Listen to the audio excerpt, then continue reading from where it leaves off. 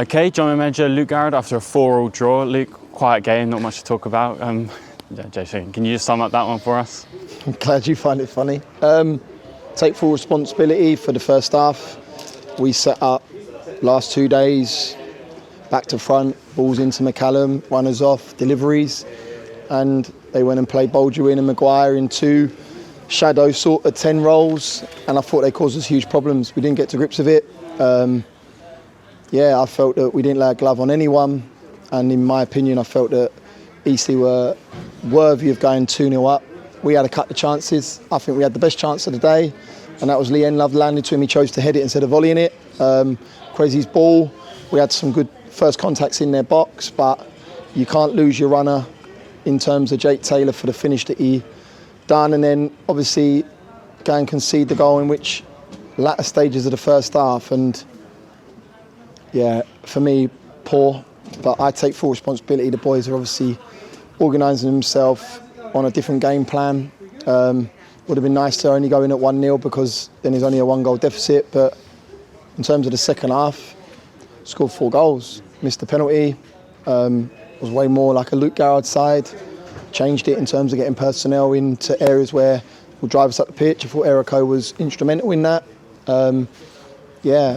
But listen, we go and win in terms of getting a winning 3-2 lead, to then concede, to then to go 4-3 down, and you think that it's not going to be your evening. So I have to give full credit to the players. They listened to what the instruction was at half time, and they implemented it superbly. I think David Agbon-Thomas was class coming in. I thought Coxey was class coming in, and we looked like a team that were hurting from what was said at half time.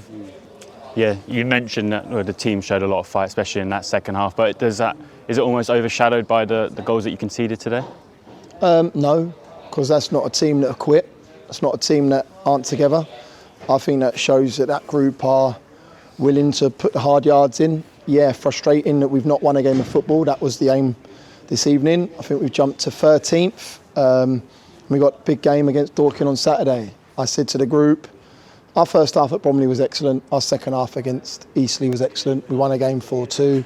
The manner in which we conceded goals all season. It's not just tonight, mate. It's all season. It's not been good enough. We're not a side. You said to me yesterday, we haven't had a clean sheet. We're going to go and ship another 4 goals. The beautiful thing is that we married up 4 against as well, because then our goal difference ain't going to be hit as much. But we're not a side that can see 4 goals. And you see that today where free kicks coming in our box, we eat them up. So there is a frustration. And I said to you 2 interviews ago that we're assessing everything and we're trying to find the cause. And at the minute, we're finding a dead end because we got some big headers in that 18-yard box. There's a ricochet and it lands to their boy. Great that he's in a right position, but why are we not recovering to get in place to pick up the loose ball? But I say it, listen, we scored 4 goals, and I have to say that second half performance was excellent, and I have full credit to the players because we had a 15-minute window to go and implement what we felt would improve. I said to the group, go and win the second half, not so much the game, because I wanted just a slight improvement from that first half because it was nowhere near the level. And they know that. I ain't got to tell anyone in that dressing room or isolate anyone. They know the rules. They know what we're about as a group, and they wouldn't accept that as men. But look, we've scored 4 goals. Unfortunately, that we've not been on the right end of a win, but at half time, I would have bit your hand off for a point. Yeah, there's some notable performances. Obviously, seeing Kwesi back starting must be a big positive, and then also 2 goals from Matt Robinson and 2 goals from Erico Souza. Yeah, listen, Robbo just pulled me then. Sorry, Gaffer, that's not me first half.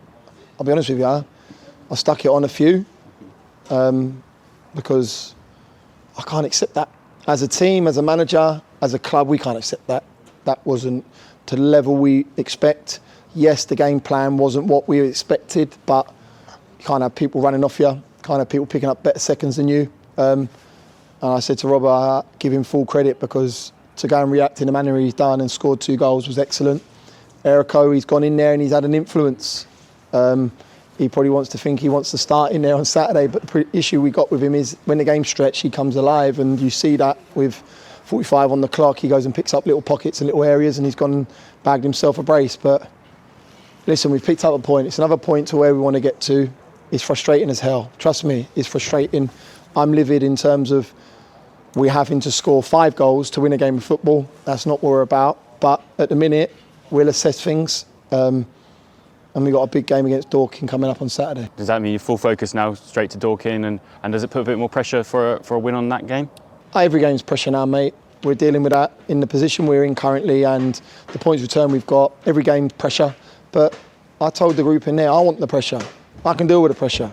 I can deal with people being disgruntled or us not getting the results we want. It bothers me, don't get me wrong, but I'm tough enough or hardened enough over the 9 years that I've been here.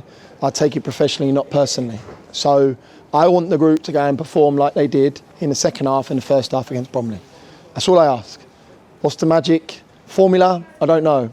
If I could bottle what was said and give it to them at the start of every game and get the reaction that we got, I'll be a millionaire because I'll be selling it to every club up and down the country. But for me, there's pressure every game.